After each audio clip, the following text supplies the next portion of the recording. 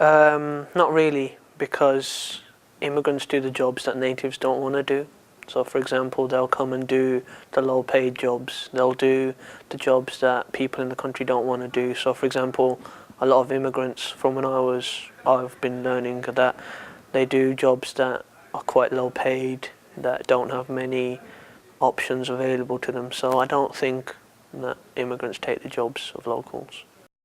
I don't think a country's culture is compromised by immigrants coming in, because I think it enhances it. For example, Britain's a great example of how different cultures can live together. I mean, post Second World War, when immigrants from the Caribbean and India came, I mean, they enhanced a lot of this culture. I think it depends. I mean, you have fanatics, but I think mostly it does enhance a culture, makes people aware of different people and identities.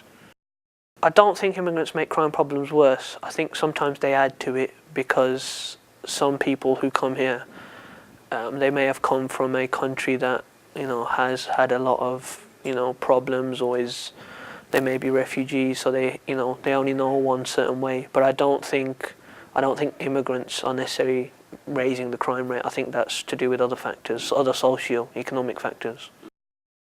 I don't think the immigrants that the country know about are Australian. I think it's the ones that the government don't know are here. So, for example, the ones that get through the net, for example. So the ones that come here that illegally, because you can't keep a track of them. I think they may have a strain on the economy and the welfare, but not all immigrants. I don't think it'll become a threat. I think there'll be a lot more immigrants that will be moving around through different factors. I mean, as a geographer, I look at climate change, and I think people will be moving around because maybe their homes are destroyed. But I don't think they'll become a threat to society. I think society will be able to deal with it. I think it needs to be 50-50. I think immigrants need to adopt certain values that the culture they live in, because they need to understand that the people they're living with may not understand their culture. So I think they need to embrace the culture they're living in, but not lose their identity. So I think, for example, in terms of me, I'm English, but I still retain quite a lot of my roots, my cultural heritage. But at the end of the day, I have the best of both worlds. I think immigrants need to learn both things, I think.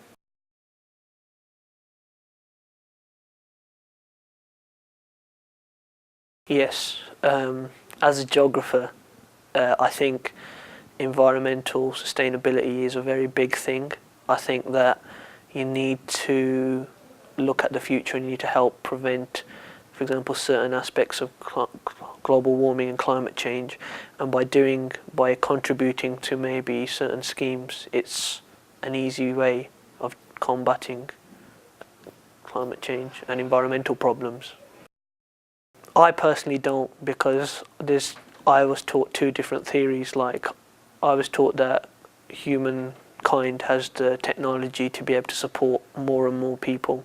So with technological innovations, by growing different crops at higher rates, I think that we will be able to sustain more and more people. I think I look at it from that type of view. I don't think that more people necessarily means more problems, because there'll be more brains out there to try and solve the problem, so to speak.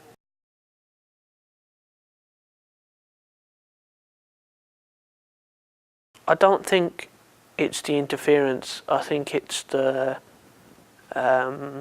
connection we make with with nature.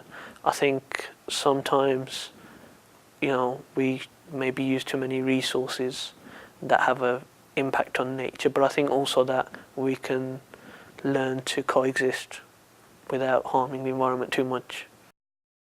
I think that over the last 150 years, technological advantages have been exponential. We've been growing higher and higher anyway.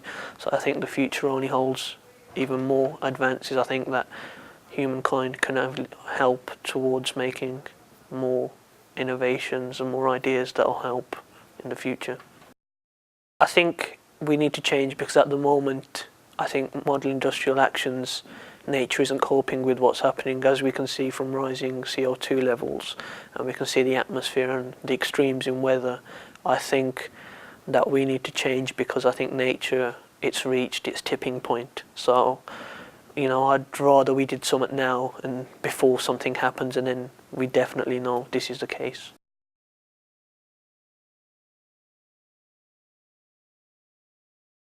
I think so, because we're probably the most evolved species on the planet. So we have conscious thought, we have the ability to make decisions, we have the ability to, change the environment we live in, whereas lower species probably don't have that choice. They live by instinct, whereas we live by choice, maybe. I think so, yeah, we are the highest species on the planet.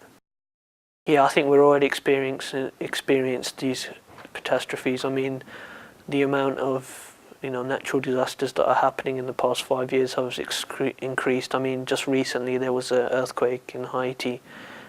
These things are happening more and more these days. I think because of the impact we're having on nature, I think these will only get worse if we don't do anything about it.